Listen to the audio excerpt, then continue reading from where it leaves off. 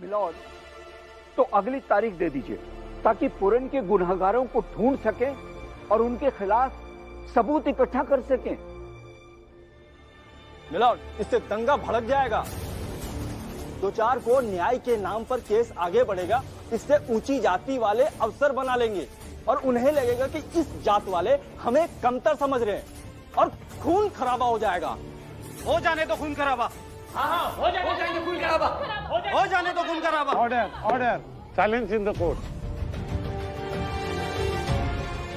Milord, अगर खून खराबा होता है तो होने दो, कम से कम न्याय खून से सना हुआ ही मिले, लेकिन मिले तो, और न्याय जिस कीमत पर भी मिले मिलॉर्ड, वो कम है।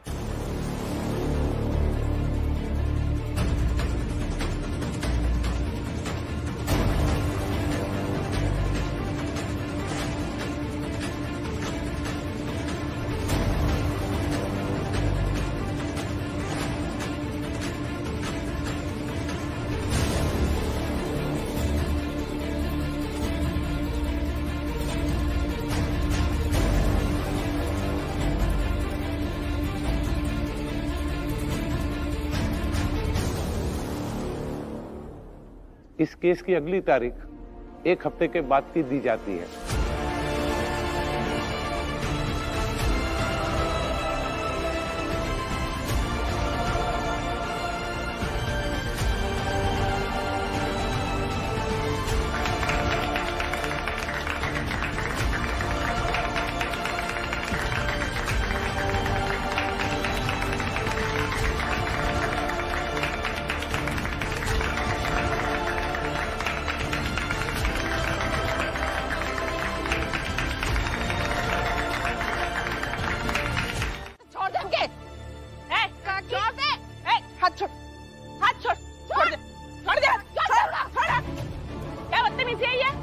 बदतमीजी नहीं है आई, जो सही था वही कर रहे। क्या सही है? हाँ, हम जोखू को लेके बम्बई से बाहर जात रहे तो ये सब जने हमके पकड़ के हिया ले आई और जोखू को पकड़ के रमा थाने ले गई। मगर आपको ये नहीं दिखाई दे रहा है कि रमा ने आपके पति का एनकाउंटर होने से बचा लिया। अरे ये तो वही बात हुई ना, पहले सिर फोड़ो, फिर खून साफ करो और फिर चिल्ला चिल्ला कर कहो कि देखा कि कैसे हम खून साफ कर रहे हैं। दीदी, इनसे बहस करके कोई फायदा नहीं है, ये लोग तो ऐसे ही बोलते रहेंगे। हम अंदर चलते हैं। अरे तुम सब लोग किसी को ढंग से जीने भी दोगे या नहीं? नहीं जीने देंगे, ये लोग केहू के भी ढंग से नहीं जीने देंगे। लेकिन आज हम फुलिया की कसम खा के कही है कि अब जोखू का तो जो हश्र होना है घटना से वो होए, लेकिन अब से भीमराव और परिवार वालों के लिए सबसे बुरी हम बन जाइए। याद रखना सब जने, देखना कि कैसे चुन चुन के हम बदला लेते इन लोगों से। याद रखना कि फुलिया का कही थी, और याद रखेगा ये जमाना कि आज से भीमराव की सबसे बड़ी दुश्मन फुलिया।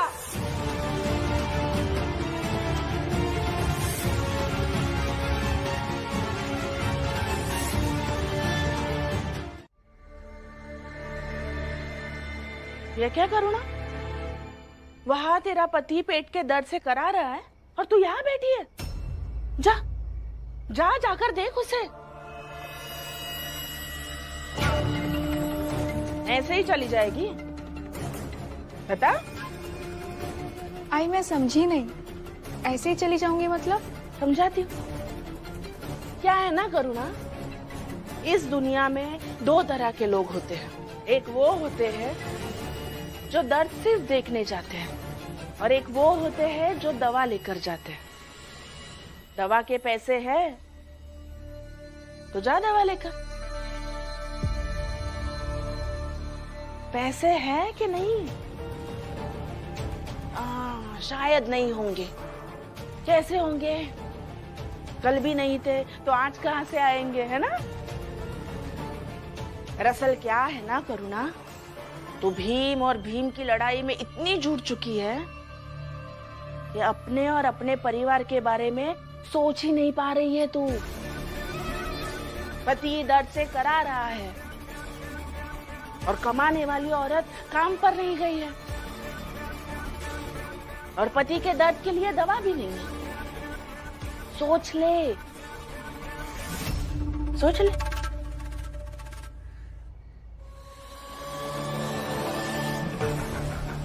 और हाँ करुणा, वैसे बाला अभी ठीक है, बाला को अभी कुछ नहीं हुआ है। वो तो अपने भाई और बाबा के साथ घूम रहा है।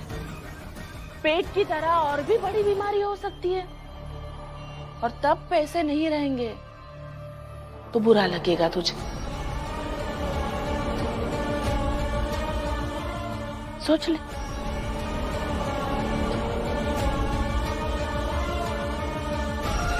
पति दर्द से करा रहा है और कमाने वाली औरत काम पर नहीं गई है।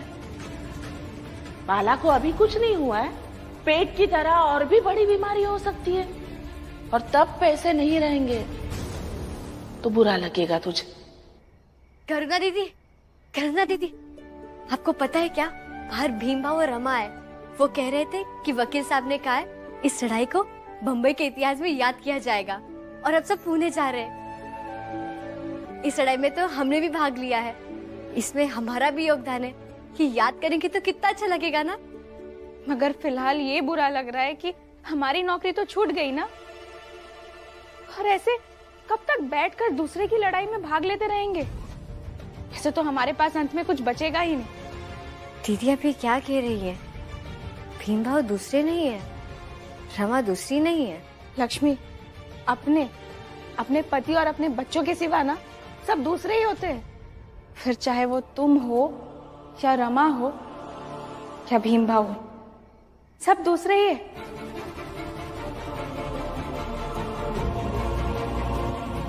दीदी ऐसा नहीं है।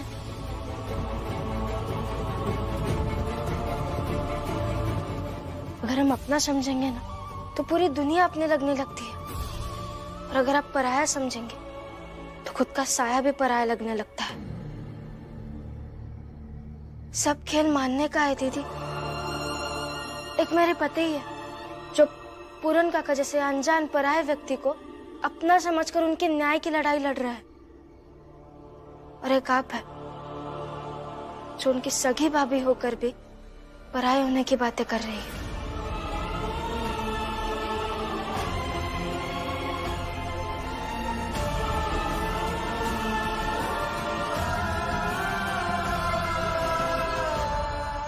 देखिए दीदी, मैं नहीं जानती हूँ कि आप किस बात को लेकर परेशान हैं, लेकिन मैं बस इतना ही कहना चाहती हूँ। कुछ मत कहो रमा, तुम बस जाओ यहाँ से। मुझे तुमसे कुछ भी बात नहीं करनी है, जाओ तुम। रमा तुम जाओ, अभी हम बाद में बात करते हैं।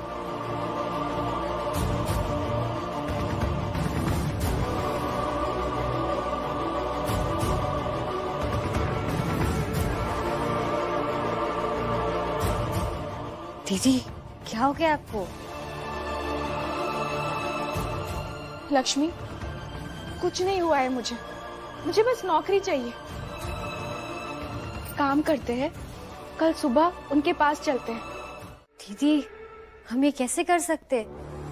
वो लोग हमारा इस्तेमाल करेंगे भीम भाव का विरोध करने के लिए, उन्हें नीचा दिखाने के लिए। और भीम भाव ऊंचा रहेंगे तो क्या हो जाएगा? हमारी नौकरी तो चली गई ना। और कारण कौन हुए? भीम भाव। तो क्यों ना हम भीम भाव का विरोध करें? वो अपनी लड़ाई लड़ रहे और हम अपनी लड़ाई लड़ते हैं। दीदी आप ये सोच भी कैसे सकती है भीम भाव के खिलाफ? लक्ष्मी, तुम ही कहती हो ना भीम भाव ऐसे है, भीम भाव वैसे है। वो सब कुछ समझते हैं, दूसरों का पक्ष भी समझते हैं, तो वो समझे ना हमारा पक्ष भी। समझे ना कि हमारी नौकरी अपनी जगह है और उनकी लड़ाई अपनी जगह है। दीदी आप क्या कह रही है, मुझे कुछ समझ में नहीं आ रहा है। मत समझो, मुझे बस नौकरी करनी है, अपना घर अच्छे से चलाना है। बस भीम भाव की जीत का इंतजार करके जीवन नहीं चलाना है मुझे। भीम भाव जीते मगर मेरा भी जीवन अच्छे से चलता रहे। बस इतना ही चाहती हूँ मैं।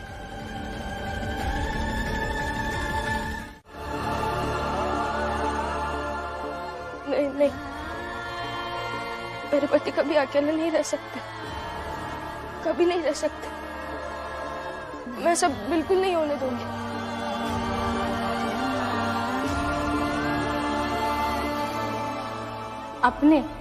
अपने पति और अपने बच्चों के सिवा ना सब दूसरे ही होते हैं। फिर चाहे वो तुम हो या रमा हो या भीमभाव हो, सब दूसरे ही है।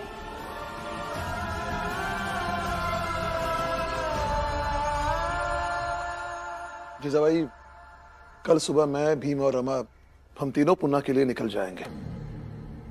जब तक हम लौट के नहीं आते तब तक कुछ नाटक मत करना। मैंने क्या नाटक किया? आप सबको ना मुझे शक की नजर से देखने की आदत हो गई है,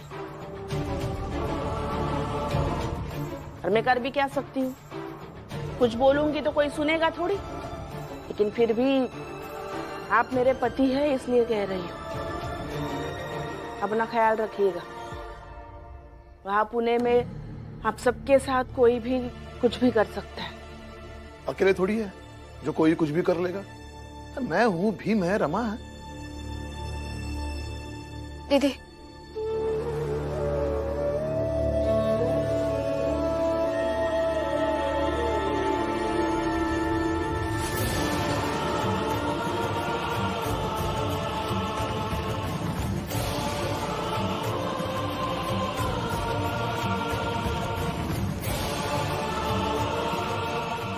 दीदी, हम सब आपके अपने हैं। आप हमें अकेले मत छोड़िए।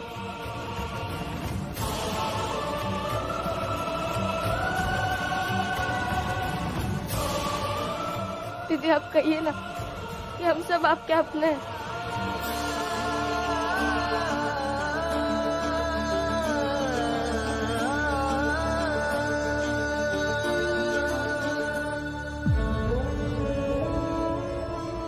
न्याय की लड़ाई मैं लड़ूं या भीमराव तुम लड़ो, अकेले हो ही जाओगे।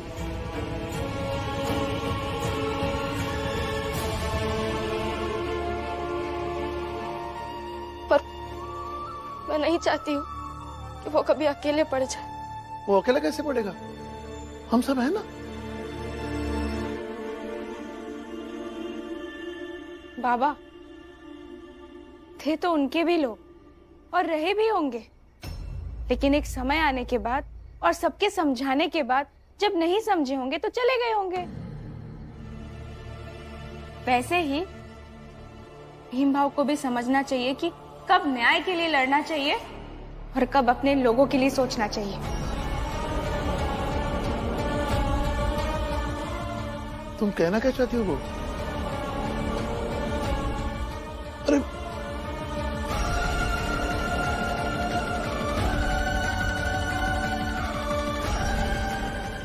ये करुणा को क्या हुआ?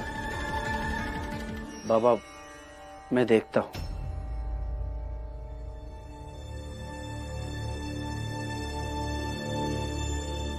लक्ष्मी, तुम बताओ करुणा को क्या हुआ? क्योंकि उसकी बातों से असंतोष और असहमति झलक रही है। कैसे बताऊं कि हमारी नौकरी चली गई है, और करुणा दीदी को लगता है कि हमारी नौकरी भीमभाव के कारण गई है, इसलिए वो ऐसा कह रही है, ऐसा बर्ताव कर रही है। कुछ नहीं बाबा, किसी बात को लेके तनाव होगा।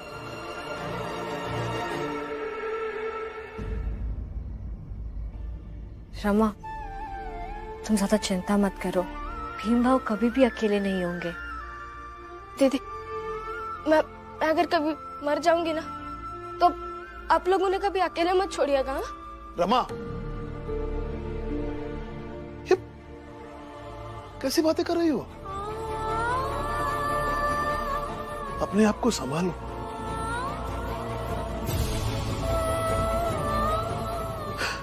देखो बेटी, कुछ नहीं होगा, सब ठीक हो जाएगा।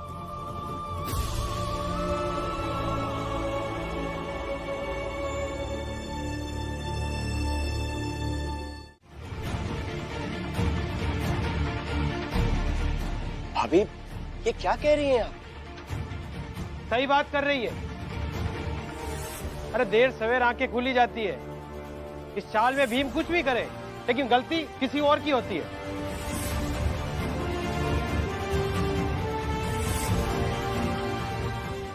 दीदी आप बताइए, अब मेरे पति ने क्या बिगाड़ा है किसका? तुम क्या करोगी रमा जानकर? इस संसार में तो तुम्हें सबसे ज्यादा सही तुम्हारे पति ही लगते हैं, और हम सब उनके सामने कुछ है क्या? शायद 2 कौड़ी के भी नहीं है।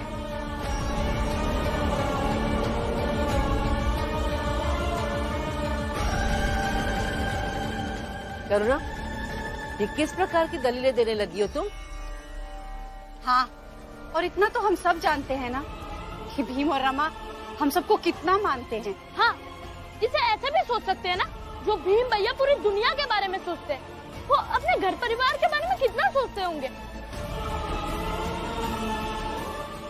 ए दीपक, अगर ऐसा होता ना तो करुणा यहाँ पर खड़ी होकर भीम के बारे में ये सब बातें नहीं कर रही होती, समझा? दीदी अब बताइए क्या हुआ है, क्या बिगाड़ा है मेरे पति ने? अरे हाँ करुणा, बताओगी नहीं तो कैसे समझ में आएगा कि आखिर क्या बात है।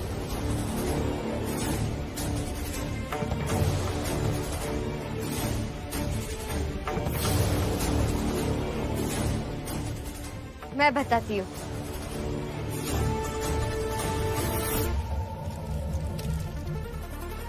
मेरी और करुणा दीदी की नौकरी चली गई है।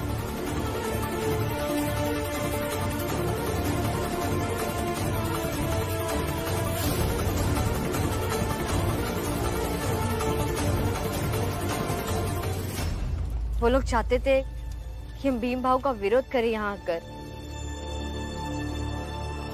मगर जब हमने मना कर दिया तो उन्होंने हमें नौकरी से निकाल दिया।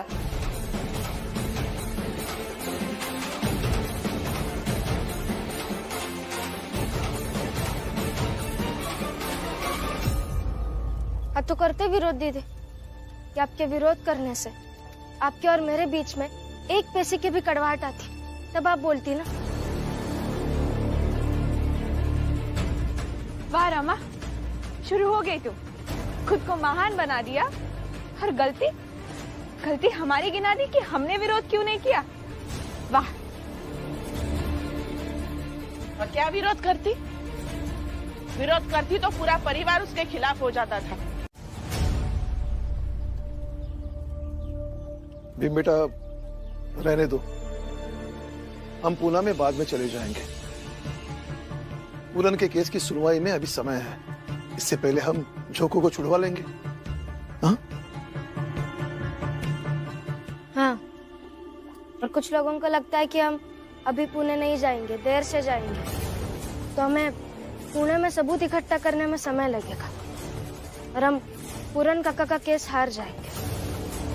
तो ऐसा नहीं होगा। हाँ, जीतेंगे तो भीम भाव हुई। ठीक है फुलिया काकी, आप चिंता मत कीजिए। पहले जोखू काका रिहा होंगे और उसके बाद हम पूरन काका के लिए लड़ेंगे। हम पूना वाला सर से मिलने चलते हैं। तुम यही रुको रोमा, मैं अकेला जाता हूँ।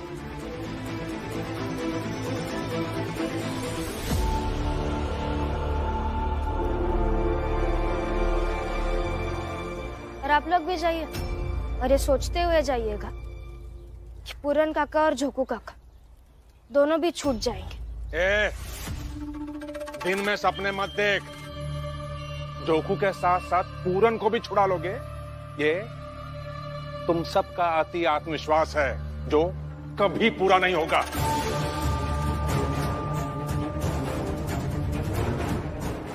चल बेटा।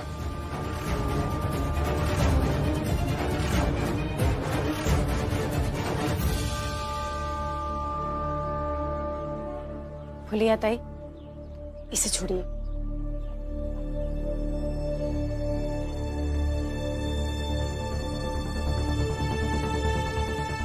भीम गया ना, आप जो चाहती थी वही हुआ ना।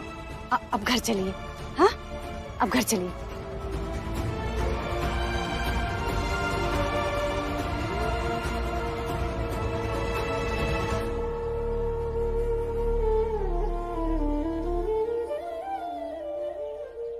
दीदी आप चलिए, मैं आपको नौकरी दिलाती हूँ।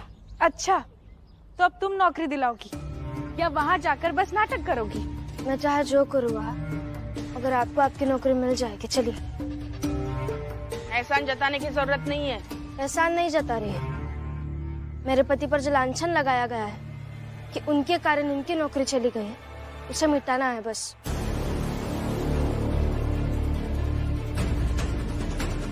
दीदी अब चलिए। ये तो अच्छा है ना कि नौकरी वापस मिल जाए, वरना तेरा क्या भरोसा जीजा भाई। करुणा जब भी मुसीबत में होगी। क्या बात करूं मैं? यही सर कि मैंने तो किसी की जान ही बचाई ना, तो मैं गलत कैसे हो सकता हूँ? और इतना भी गलत क्या किया मैंने कि आप ऐसे नाराज होकर चले जा रहे थे? भीमराव, तुमने जान बचाई वो पक्ष ये है जो तुमने देखा, जो तुमने समझा, मगर दूसरा पक्ष ये भी तो हो सकता है ना कि मेघनाथ वगैरह ने उसे कहा हो कि जाकर ये नाटक करे ताकि भीमराव फंस जाए, पुणे न जाए। अब बताओ भीमराव, क्या है तुम्हारा फैसला? पुणे जाओगे पूरन के केस के लिए सबूत जुटाने, या अपनी प्यारी फुलिया काकी को आत्मदाह से बचाओगे? भीमराव, बैरिस्टर बनोगे और ऐसे किसी के मिट्टी के तेल के एक डब्बे से डर जाओगे और अपना फैसला बदल लोगे, रास्ते पुणे की तरफ से मेरी तरफ कर दोगे, तो कैसे कामयाब होगे? कैसे बनोगे बड़ा आदमी? सॉरी सर, मगर उस समय मुझे समझ नहीं आ रहा था कि मैं क्या करूं। मेरे सामने फुलिया काकी खुद को जलाने की धमकी दे रही थी, तो मैं डर गया। भीमराव, वकील जो होते हैं वो बस केस लड़ना और जीतना जानते हैं। अगर भावना तुम्हारी कमजोरी बन जाएगी तो लोग तुम्हारे घर के सामने अपनी जान से मर जाने की धमकी देंगे। ऐसे में हर बार अपना रास्ता बदल लोगे और कहां तक चल पाओगे?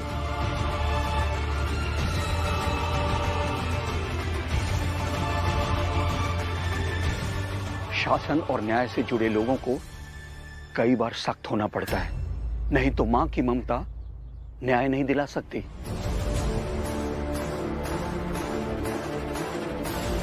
Sorry sir. सॉरी नहीं, चाल जाओ और पुणे जाओ और अपनी फुलिया काकी से जाकर कहना कि वो मेघनाथ की बातों पर भरोसा न करके तुम्हारी बातों पर भरोसा करे।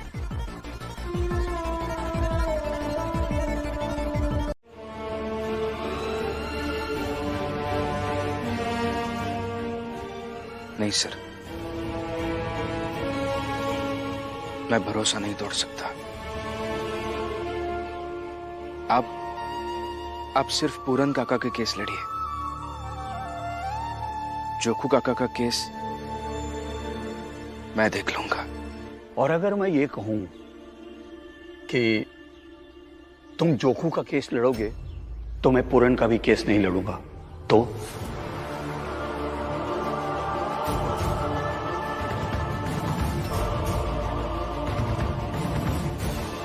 मैं सबसे पहले जोखू काका को छुड़ाऊंगा और फिर सोचूंगा कि पूरन काका के लिए कैसे लड़ना है। मगर चाहे जो हो जाए सर, अब मैं पीछे नहीं हट सकता। माफ कीजिए मुझे।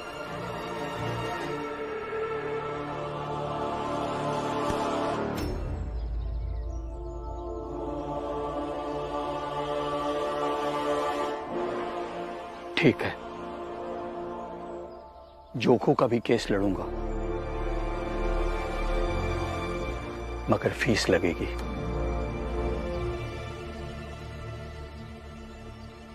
फीस ये होगी कि तुम अपना ये तेवर कभी कम मत करना।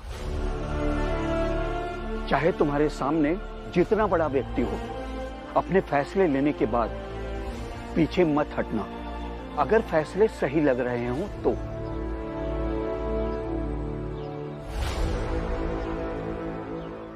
जी सर। भीमराव देखना, तेवर से भी बनोगे एक दिन तो।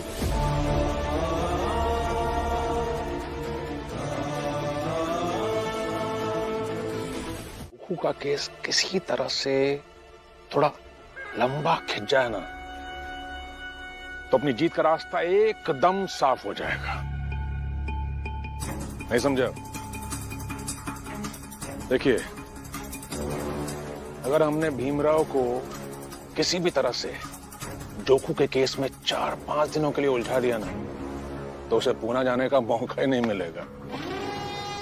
और अगर उसकी जगह पूना कोई और जाएगा ये पूरन के केस की छानबीन के लिए, तो उसको लेकर हमें परेशान होने की जरूरत नहीं है, क्योंकि भीमराव के खेमे में किसी और के पास इतना दिमाग नहीं है, न कोई इतना पढ़ा लिखा है जो कि ढंग से पूरन के केस की छानबीन कर सके। और अगर 4-5 सुनवाई के बाद भीमराव जोखू को छुड़ा लेता तो छुड़ा ले, वो तो वैसे भी हमारा चारा था ना भीमराव को उलझाने के लिए। भीमराव ये सोच सोच कर खुश होता रहेगा कि वो जोखू काका का केस जीत गया, और उसे इस बात का अंदाजा भी नहीं होगा कि जोखू के चक्कर में उलझकर वो पूरन का केस हार गया। हाँ, तो बस उसी तरह समझाना है वकील को।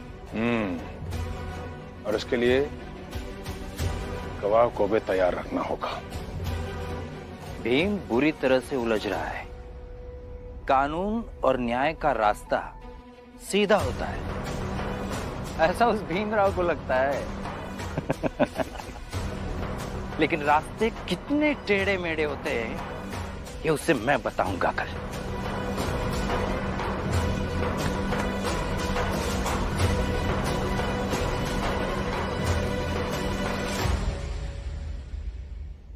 बुआ, भीम रमा और बाला भैया के लिए खाना लेने आए हैं। वो रमा करुणा भाभी और लक्ष्मी के लिए नौकरी के लिए जो धरने में बैठी थी, भीम भी वहां जाकर धरने में बैठ गया है। बाला भैया भी वहीं पे।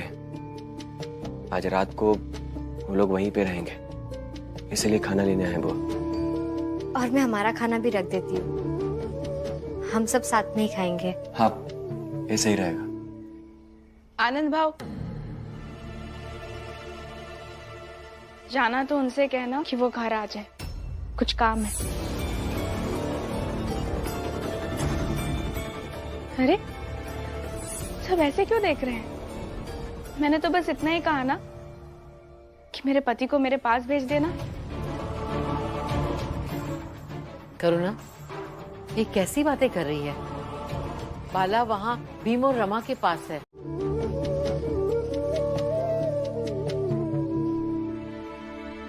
गजब हो रहा है साहब, हम सब बिना खाए पिए यहाँ आए और ये सब बैठकर खा रहे हैं।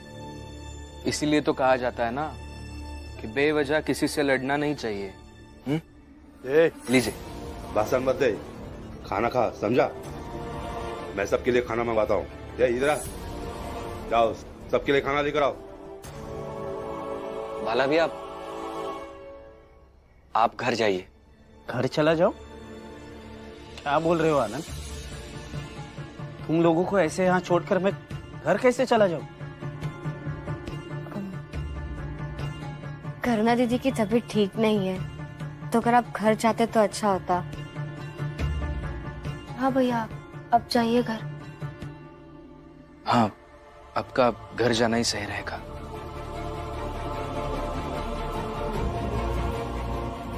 करुणा बहुत नाटक कर रही है। घर जाके सीधे उससे निपटता हूँ। यहाँ कुछ कहूंगा तो ये सब मुझे ही समझाने लगेंगे। जाइए। हाँ ठीक है।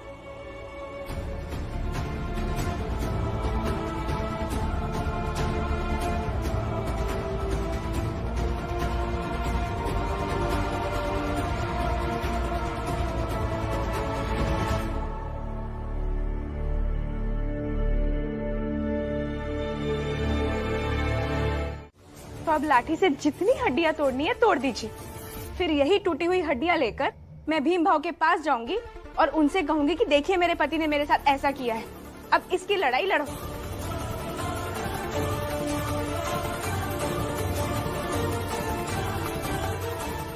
भीम के नाम पर लाठी नहीं चलाएगा बाला।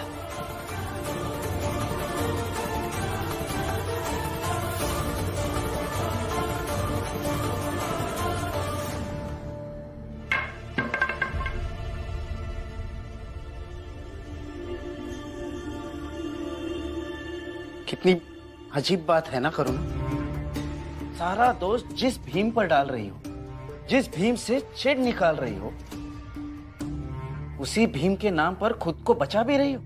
तो भीम भाव के सिवा किसी और के नाम पर ऐसे लाठी फेंकते क्या आप? जाइए, जाकर हाथ मुंह धो लीजिए। आप पति मेरे हैं, तो खाना मेरे साथ खाएंगे या किसी और के साथ? मगर आज लग रहा है कि आई तो आपसे भी अच्छी है। आज तक जो कुछ भी हुआ, मुझे यही लगता था कि मेरी सबसे बड़ी दुश्मन आई है, मगर आज जो कुछ हुआ उससे यही लग रहा है कि आई तो सबसे अच्छी है। बाकियों का मुझे नहीं पता, मगर मेरे लिए आई सबसे अच्छी है। और माफ कीजिएगा, आपके इस घर से निकालने के बाद भी मैं इस घर से नहीं जा रही हूं, और जा रही हूं अपनी आई के पास।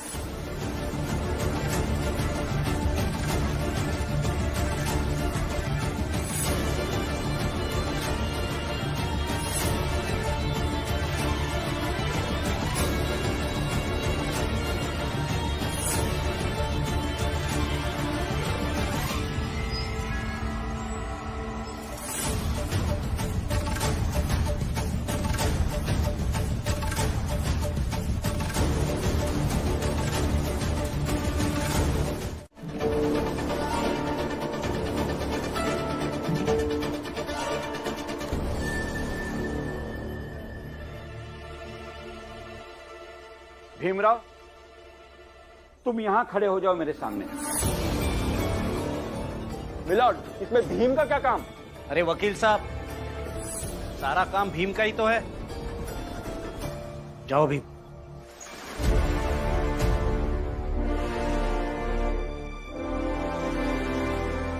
जज साहब, ये दृश्य गौर से देखिए।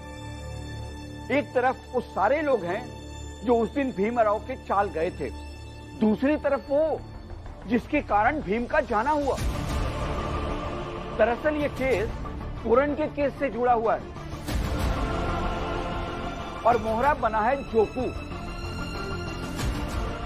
ताकि ये दबाव डाला जा सके कि जोकू को छुड़ाना है तो पूरन वाला केस न लड़े। मिलॉर्ड, ये झूठ है। तो आप सच थोड़ी कहेंगे। तो बताइए आप सब, क्यों गए थे उस दिन भीमराव के चाल? अगर गए थे तो आपको पता होगा।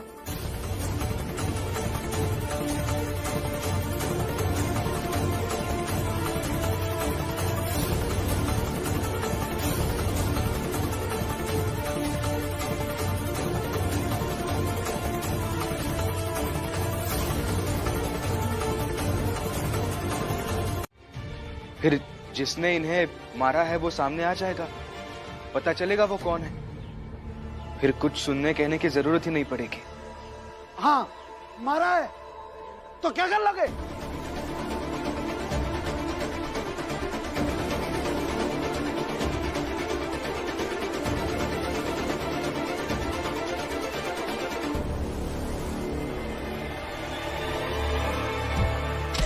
चुपचाप खड़े रहिए। छोड़ो मुझे, जाने दो मुझे। चुपचाप खड़े रहिए। मुझे छूने की हिम्मत कैसे होती है? Order, order, order. गिरफ्तार कर लो उसे।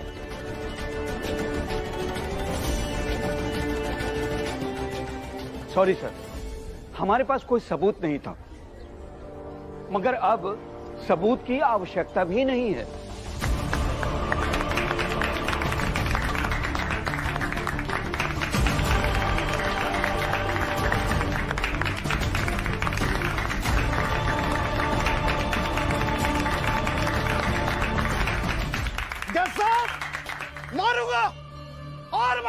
जाति से। ऊंची जात के खिलाफ जो भी आवाज उठाएगा उसका सर नहीं फोड़ूंगा, जान से मार डालूंगा।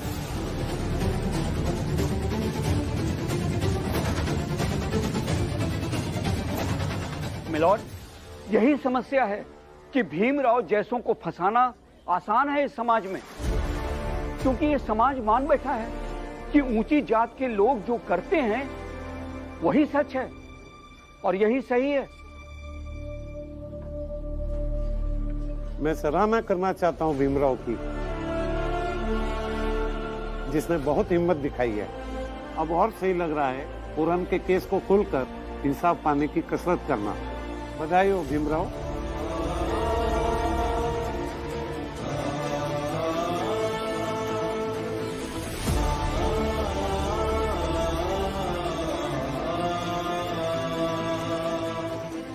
जज साहब, काश मैं आपकी बधाइयां स्वीकार कर पाता।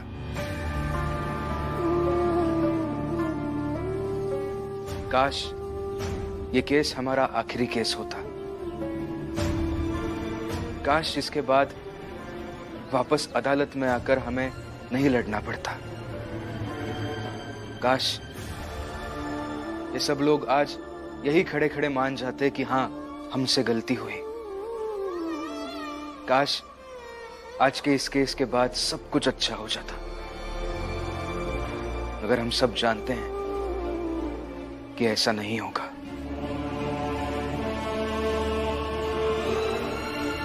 इन लोगों को नौकरी पर रख लेता हूं।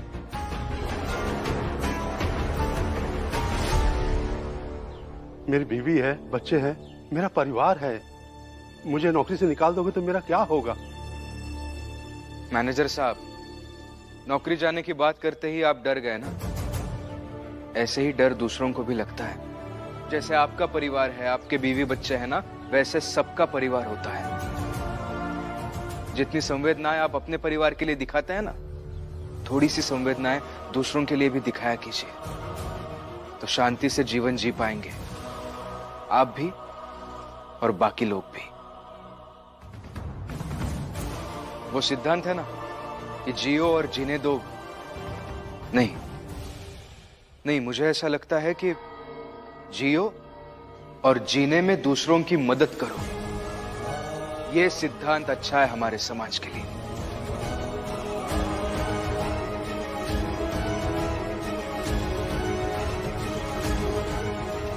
नौकरी तो दिलवा दी तुमने, मगर इसका बदला जरूर लूंगा। जीऊंगा और तुम्हें नहीं जीने दूंगा का सिद्धांत है मेरा। तो एहसान जताने का कार्यक्रम शुरू होगा। सब तुम्हें कहेंगे कि करुणा, भीम और रमा ने तुम्हें नौकरी दिलवाई है, और इसी एहसान तले तुम्हें दबाने की कोशिश भी करेंगे। मगर तुम अड़िग रहना, और मैंने जैसे जैसे समझाया है वैसे वैसे ही करना।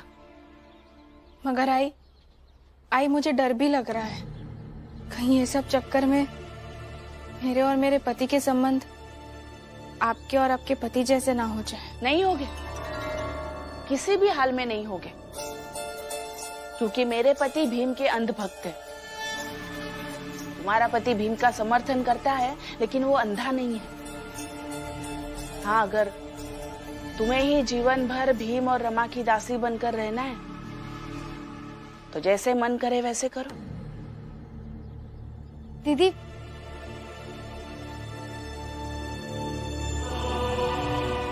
बधाई हो, आपको आपकी नौकरी वापस मिल गई।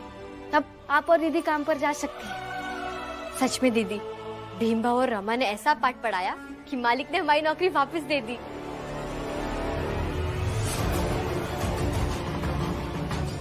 देख करुणा, सब जब अंदर आएंगे तो एहसान जताने का कार्यक्रम शुरू होगा। सब तुम्हें कहेंगे कि करुणा, भीम और रमा ने तुम्हें नौकरी दिलवाई है, और इसी एहसान तले तुम्हें दबाने की कोशिश भी करेंगे।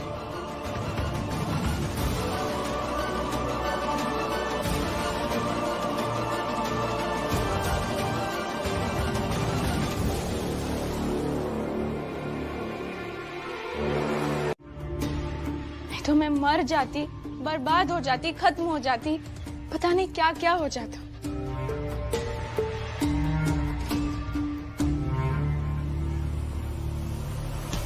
यही चाह रही थी ना तुम, कि मैं तुम्हारी तारीफ करूं, कहूं कि तुमने मुझे नौकरी दिलाई, तो लो कह दिया। मगर मेरे मन में एक कौड़ी का भी एहसान नहीं है। सब कुछ तुम्हारे पति के कारण हुआ था और तुमने और तुम्हारे पति ने मिलकर उसे सुधार लिया। जब गलती को सुधारा है तो फिर एहसान कैसा? दीदी। क्या दीदी? कह दिया ना उसने, तुम लोगों ने नहीं एहसान किया है कुछ, तो यही समझना है और यही समझो। अब समझ में आया आई, मुंह तो करुणा दीदी का है मगर जबान आपकी है। लक्ष्मी!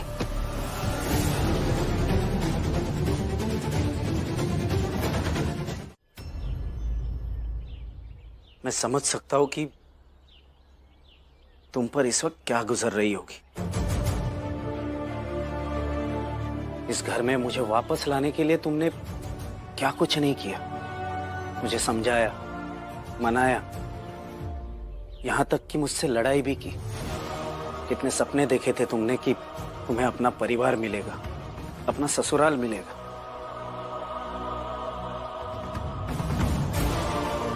लेकिन यहां तुम्हारे ससुर ने ही तुम्हें यहां से जाने के लिए कह दिया और तुम्हारा अपमान किया, जो मुझे भी सही नहीं लगा। इसीलिए अब हम यहां नहीं रहेंगे, एक दिन भी और नहीं। चलो। नहीं, हम कहीं नहीं जाएंगे, हम यहीं रहेंगे और हिस्सा लेंगे। बाला, अब ये करुणा पहले जैसी नहीं रही जिसे तुम समझते थे। बदल चुकी है ये। हिस्सा? अब हिस्से की बात कहां से आ गई करुणा? हम तो यहाँ वापस इसलिए आए थे कि तुम्हें अपने परिवार के साथ रहना था, ससुराल के साथ रहना था। और अब जब तुम्हारे ससुर ने ही तुम्हें जाने के लिए कह दिया तो बाकी बचा ही क्या? चलो यहां से। नहीं, मैं कहीं भी नहीं जाऊंगी और आप मुझे ऐसे जबरदस्ती नहीं ले जा सकते। देखो करुणा, मैं तुमसे लड़ूंगा नहीं और ना ही तुमसे कुछ कहूंगा। तुम्हें यहाँ रहना है, रहो। मैं कल सुबह बाबा और भीम के साथ पुणे जा रहा हूँ। नहीं जाएंगे आप।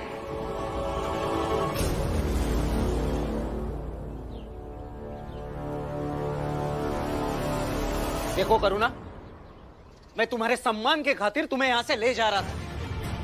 मैं खुद भी घर छोड़कर आने के लिए तैयार था, हम पहले की तरह अलग रह लेते। लेकिन तुम्हें यहां से जाना नहीं है और मुझे इसमें कोई आपत्ति नहीं है। तुम्हें यहां रहना है, रहो, लेकिन मैं मेरे भाई के लिए उसके साथ जाऊंगा। नहीं जाएंगे आप कहीं भी, और जाएंगे तो बस इतना कहने जाएंगे कि आप कल सुबह पुणे उन सब के साथ नहीं जाएंगे। मैं जाऊंगा। नहीं जाएंगे आप। करुणा, जिद मत करो, मैंने कहा ना मैं जाऊंगा तो मैं जाऊंगा। जिद नहीं कर रही हूँ मैं, आप बस नहीं जा। करुणा,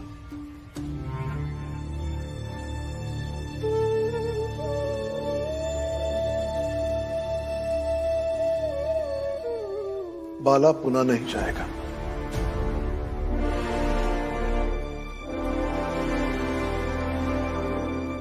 और हाँ बहू,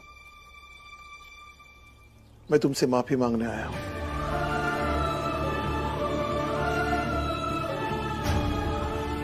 मुझे तुमसे घर छोड़ने की बात नहीं करनी चाहिए थी।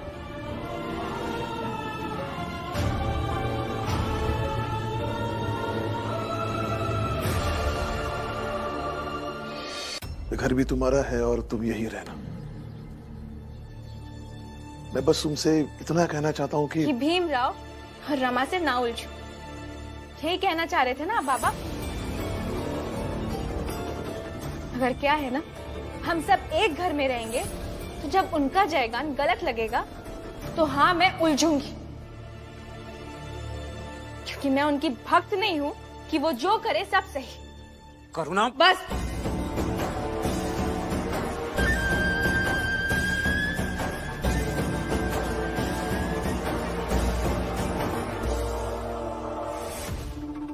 वैसे धन्यवाद बाबा, आखिर आपने माना तो सही कि ये घर मेरा भी है।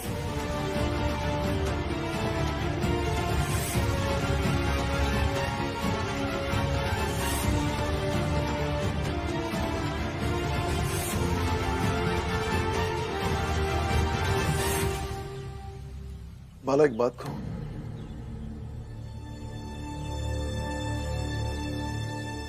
मेरे जैसा पति कभी मत बनना कि पति कुछ और चाहे और पत्नी कुछ और चाहे, और फिर चाह कर भी उसे रोक नहीं पाए।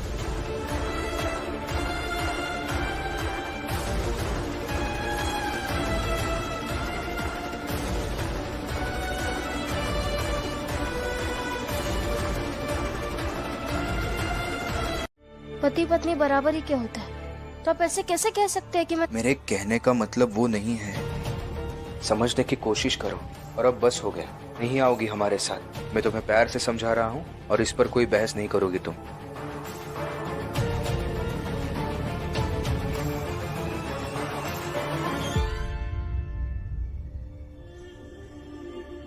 अब आप ये खाना खाएंगे कि मेरा ख्याल रखते हुए कहेंगे कि नहीं पहले तुम खा लो? नहीं नहीं, खाता हूँ। पहले कुछ बिछा दो, फिर बैठकर खाता हूँ।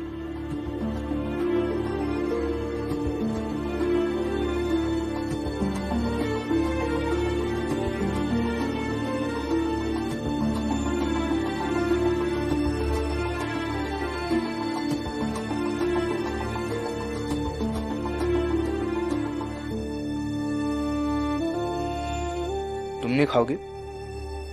इसे में खा लो। नहीं, आप खाइए।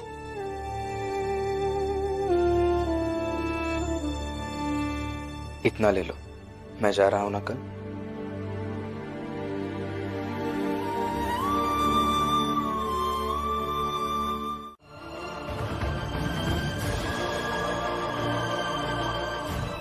और हम जिस जात के हैं वहां पर हम लोगों को... लक्ष्मी,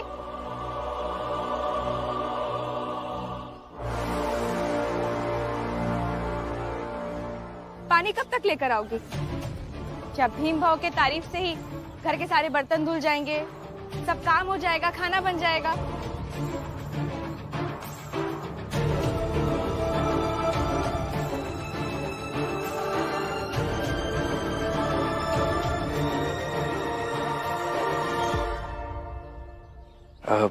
सही बात है। ऐसी खबर पढ़ने पर आप सबको अपना समय बर्बाद नहीं करना चाहिए। आप जाइए, अपने अपने काम कीजिए। अच्छा, जब मैंने कहा तब ऐसे ही समय की बर्बादी लगी रही थी, तो पहले क्यों नहीं कहा?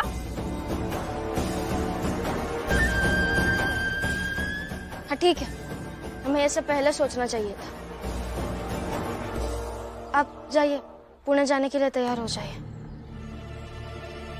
दीजिए घड़ा, पानी भर कर लाती हूँ। ऐसे आंख मत दिखा, और ना ही तेवर। छोटी है, जाकर लेकर आ पानी। करुणा भाभी, अब आप हद पार कर रही हैं।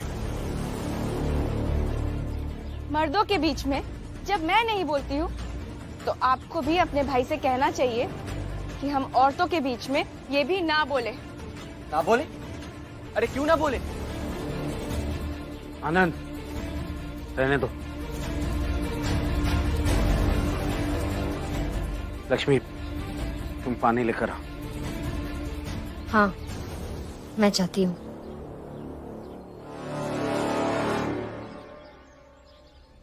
लक्ष्मी, अब हमें निकलना होगा।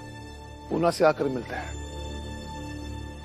जी बाबा, ख्याल रखिएगा। डर लग रहा है मुझे, आप पुणे जा रहे हैं तो। आप पति है मेरे, तो सबसे ज्यादा डर आप ही के लिए लग रहा है। लेकिन विश्वास है कि विजय होकर आएंगे। आप जाइए, इंतजार करूंगी इस लड़ाई में भी जीत कर आने का।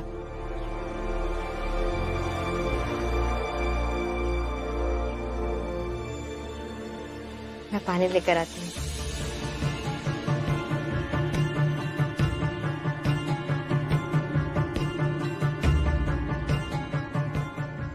और हाँ, यहाँ क्या तमाशा चल रहा है? जाइए सब अपने अपने काम पर। और दीपक, अब आगे से ना तुम ऐसे सुनो सुनो सुनो नहीं करोगे। भाइयों, यही है वो रास्ता जो पूना स्टेशन से सीधा यहाँ तक आता है। इसी रास्ते से वो भीमराव आ रहा है। यहाँ आते ही वो तुम सबसे झगड़ा करेगा और यकीन मानना बहुत नुकसान पहुंचाएगा वो तुम सबको। ऐसे ही नहीं कह रहा हूं मैं ये सब बातें, भुक्तभोगी हूं मैं। अरे बहुत नुकसान झेला है मैंने उस भीमराव के कारण, इसीलिए सोचा कि तुम सबको वक्त रहते आगाह कर दूं। इसलिए जैसे वो भीमराव यहां पहुंचे ना, तुम सब मिलकर उसे यहीं निपटा देना। तो फिर ठीक है, हम अपने लोगों को हथियारों के साथ यहीं छुपा कर रखते हैं। जैसे ही भीमराव आए बस आप इतना बता दीजिएगा यही भीमराव है, हम उसे यहीं कहीं निपटा देंगे। और बाकी रास्ते से सबका आना जाना बंद करो। जैसा मेघनाथ जी बता रहे हैं, भीमराव को मार डालकर हमारी जात का नाम ऊंचा होगा। सभी तैयार रहो, समझ गए? ठीक है, यहीं छुपकर इंतजार करते हैं उसका। चिंता मत कर, सब ठीक हो जाएगा। लक्ष्मी,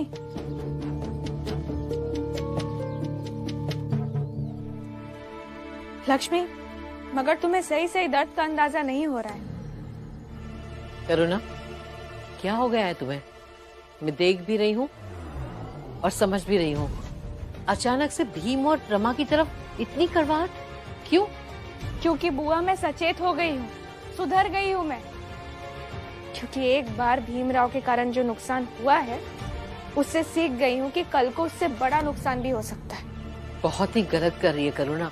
बुआ, मुझे आपसे कोई बहस नहीं करनी है। आप जाइए ना, आप बाहर जाइए और आराम से बैठिए। तब तक मैं जल्दी जल्दी खाना बना लूंगी लक्ष्मी के साथ मिलकर।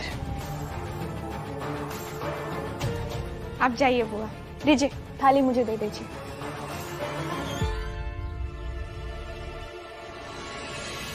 आराम से बैठिए आप।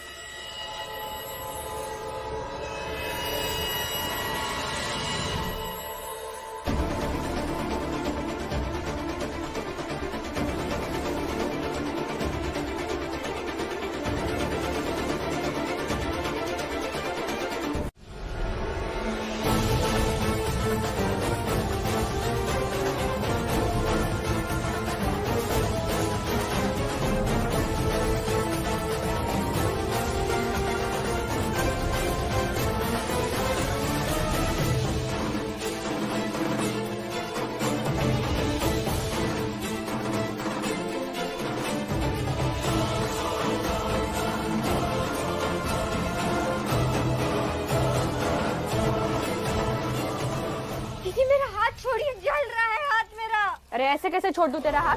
जब तक पूरी पीड़ा समझ ना आ जाए तब तक नहीं छोड़ूंगी।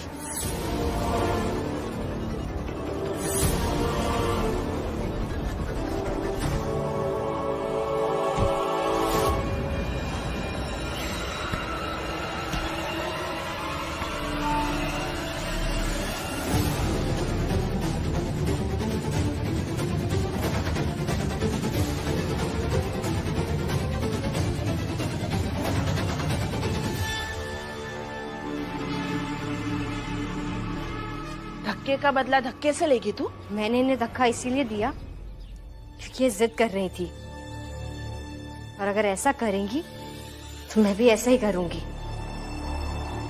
ऐसे ही सहती नहीं रहूंगी।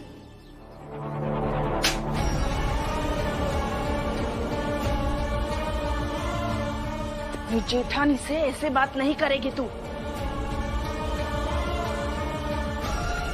आप तो इनका पक्ष लेंगी ही। आप तो हमेशा से पक्षपाती है। आपको सही या गलत से क्या फर्क पड़ता है? सास से भी ऐसी बात नहीं करेगी। मगर ये गलत है। मैं गलत के खिलाफ ऐसे बैठी नहीं रहूंगी। अच्छा, लेकिन बाबा, भीम भाऊ और तेरे पति तो है नहीं, तो फिर इंसाफ किससे मांगेगी? बाला भैया है ना।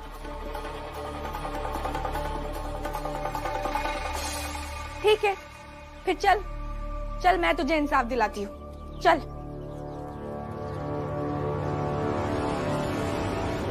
मार डालेंगे? लेकिन हमने किया क्या है? और आप लोग हैं कौन? हम तो आपको जानते भी नहीं है। लेकिन हम तुम्हें अच्छी तरीके से जानते हैं। तुम यहाँ पूरन का केस खुलवाने आए हो ताकि हम सबको सजा दिलवा सको। क्यों, आपने कुछ किया है क्या? अगर आपने कुछ किया नहीं है तो चिंता क्यों कर रहे हैं सजा की? डर क्यों रहे हैं? डरने की जरूरत नहीं है। लेकिन हाँ, अगर आपने कुछ किया होगा तो हम भी आपको छोड़ेंगे नहीं। क्या कर लोगे तुम?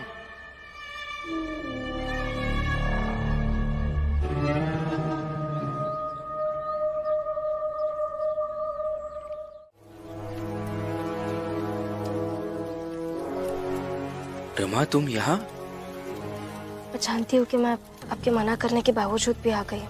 इस पर हम बाद में बात करते हैं ना, पहले इनसे बात करते हैं। तू बचाएगी इन सबको? देख रहे हैं भाइयों, ये बचाएगी इन तीनों को। अरे पहले खुद को तो बचा ले। बंबई नहीं है ये, यहाँ बात करते करते तुम्हारी जात के 4-5 लोग इकट्ठा हो जाएं। पूना है ये, पूना। और यहाँ कितना भी चिल्लाओगे ना तुम सब, कोई बचाने नहीं आएगा। अरे देख क्या रहे हो, मारो इसे। रुको।